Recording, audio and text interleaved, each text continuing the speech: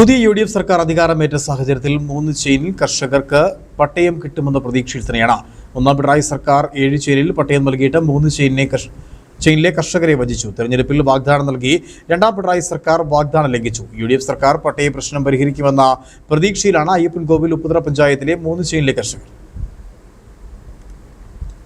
ഇടുക്കി പദ്ധതിക്ക് കുടിയിറക്കിയ ഭൂമിയോട് ചേർന്ന് കിടക്കുന്ന 10 ചെയിനിൽ പട്ടയത്തിനായി കാത്തിരിപ്പ് തുടങ്ങിയിട്ട് വർഷങ്ങളിലായി. പലവിധ സമരങ്ങൾക്ക് ശേഷം ഒന്നാം പിണറായി സർക്കാർ 7 ചെയിനിൽ പട്ടയം നൽകി. എന്നാൽ ഭൂരിപക്ഷം കർഷകരും വീട് വെച്ച് താമസിക്കുന്ന ഭൂമി 3 ചെയിനിൽപ്പെട്ട സ്ഥലത്താണ്. 7 ചെയിനിൽ പട്ടയം നൽകാനുള്ള തീരുമാനം പുനഃപരിശോധിക്കണമെന്നാവശ്യപ്പെട്ട് നിരവധി സമരങ്ങൾ നടന്നു. 3 ചെയിനിലും പട്ടയം നൽകാമെന്ന് പ്രഖ്യാപിച്ച് സർക്കാർ പ്രതിഷേധം തണുപ്പിച്ചു. എന്നാൽ വർഷം 10 കഴിഞ്ഞിട്ട് 3 ചെയിനിൽ പട്ടയം കിട്ടാക്കനിയായി തുടരുകയാണ്. കഴിഞ്ഞ പാർലമെന്റ് പഞ്ചായത്ത് തെരഞ്ഞെടുപ്പിലും തുടർന്നു വന്ന നിയമസഭാ തെരഞ്ഞെടുപ്പിലും 3 ചെയിൻ പട്ടയ പ്രശ്നം ചർച്ചയായി. എന്നാൽ LDF വാഗ്ദാനം കർഷകർ വിശ്വാസത്തിലെടുത്തില്ല. ഇതാണ് സിറിയക് തോമസിന്റെ മിന്നൽ വിജയത്തിന്റെ ഒരു കാരണം. 3 ചെയിനിൽ 3 സെന്റ് മുതലുള്ള ഭൂമിയിൽ കുടിൽ കെട്ടിപ്പോലും താമസിക്കുന്നവരുണ്ട്. ഇവർ PMAY പദ്ധതിയിലും ലൈഫ് ഭവന പദ്ധതിയിലും ഉൾപ്പെട്ടവരുമാണ്. ഇവർക്ക് കൈവശ രേഖ നൽകാൻ പോലും റവന്യൂ വകുപ്പും മുൻ സർക്കാരും തയ്യാറായില്ല. ഇതിന്റെ പ്രതികരണമാണ് വോട്ടിലൂടെ കാണിച്ചു നൽകിയത്.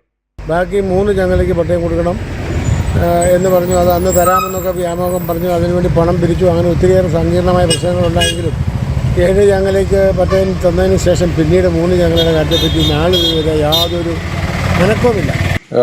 ഈ സ്ഥലത്ത് പട്ടയം കൊടുക്കാൻ തുടങ്ങിയിട്ട് 50-55 വർഷമായിട്ട് എല്ലാവർക്കും പട്ടയം കൊടുക്കാമെന്ന് പറയുന്നുണ്ട്. പക്ഷേ ഇതുവരെ യാതൊരുവിധ നടക്കുന്ന ഇലക്ഷൻ ആകുമ്പോഴത്തേക്കും പട്ടയത്തിൻ്റെ പേരിലാണ് പട്ടയം കൊടുക്കാൻ പോകാമെന്ന് പറയുന്നത്. ഇലക്ഷൻ കഴിയുമ്പോൾ അവരോട് തീരും.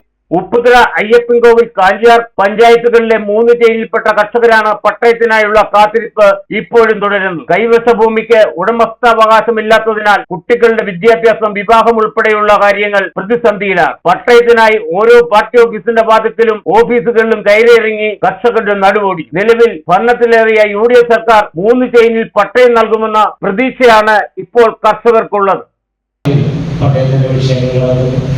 അതുപോലെ തന്നെ നമുക്ക് രാജമാണിക്യം കമ്മീഷന്റെ പേരിലൊരു ഭൂമി വിഷയം, അങ്ങനെയുള്ള പല വിഷയങ്ങളുണ്ട്. അപ്പൊ ഇതൊക്കെ പരിഹരിക്കപ്പെടണം. അപ്പൊ അതിനുള്ള ഒരു അവസരം കൈവന്നെന്നാണ് ഞാനും വിശ്വസിക്കുന്നത്.